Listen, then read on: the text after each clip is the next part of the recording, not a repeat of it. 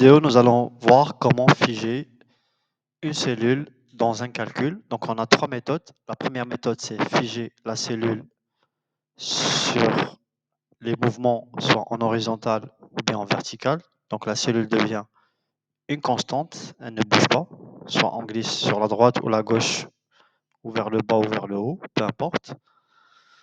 La deuxième option, c'est figer sur la partie horizontale. Et la troisième option, c'est figer sur la partie verticale. Et tout dépendra du dollar, comment on va le positionner sur la cellule. Donc ici, nous avons un exemple. Nous avons pris une plage de valeurs, ici, comme vous voyez, comme highlighté, de C jusqu'à F. Et on va ici appliquer des calculs pour voir l'intérêt de la fonction dollar pour figer la cellule. Donc on commence. La cellule qui sera figée, c'est la cellule C, C1, comme vous voyez ici. Donc, on va regarder l'option horizontale et l'option verticale et on va voir. Donc, en vertical, on a appliqué un calcul. Donc, c'est la cellule C1 plus D1 plus E1 plus F1, comme vous le voyez ici. Il faut suivre le curseur de ma souris. Et ici, sur C1, on est venu, on a appuyé sur F4. Voilà, F4 nous a donné $1 sur la gauche et $1 sur la droite. On clique sur Entrée.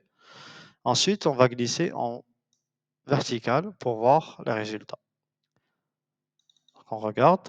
Donc, pour la cellule C1, c'est toujours le même emplacement. Par contre, pour les autres cellules dont nous n'avons pas appliqué on n'a pas fait un fige dessus, donc ça va glisser sur les cellules du dessous. Et ainsi de suite. Vous voyez que C1 est toujours fixe. Sur la partie horizontale, on a appliqué le même calcul en première cellule. Ensuite, on a glissé en horizontal, de cette manière-là. Et on regarde les résultats.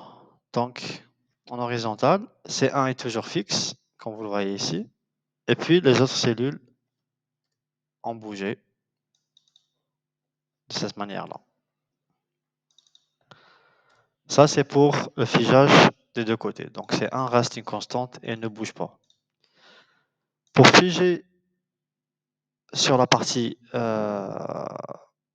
gauche, on va voir $1 sur la gauche. Qu'est-ce qu'il va nous donner si on fait un glissage vertical? D'accord? C'est sur notre exemple ici. Donc, on voit que C1 ne bouge pas. Donc, quand on met $1 sur la gauche et on glisse verticalement, C1 reste toujours dans le même endroit. Par contre, les autres cellules bougent et changent. Si on met $1 sur la droite de C1, comme je montre l'exemple ci-dessus, on fait un glissage vertical, on remarque les résultats suivants. Donc, le dollar sur la droite, en vertical, ça ne fiche pas. Donc, ça bouge vers les autres cellules. Donc, ici, nous avons C1. Mais sur la cellule d'après, nous avons D1, E1, etc. Donc, dollar vers la droite, vertical, ça ne fiche pas. On va voir le dernier exemple sur l'horizontale, donc avec $1 sur la gauche. Donc, toujours pour notre exemple, c'est C1 sur laquelle on va appliquer $1. C'est toujours le même calcul, donc C1 plus D1 plus E1 plus F1 avec $1 sur la gauche. On glisse horizontalement et on regarde les résultats. Donc, $1 sur la gauche en horizontal, ça ne fiche pas. Donc, ça passe directement vers la cellule d'après, C2, C3, etc. Par contre, $1 sur la droite, et en faisant un glissage horizontal, de cette manière-là, on voit que C1 est toujours figé et ne bouge pas.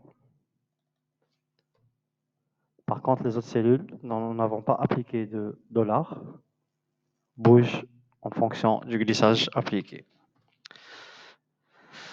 Merci, j'espère que vous avez compris les différentes manières de faire un figeage de cellules.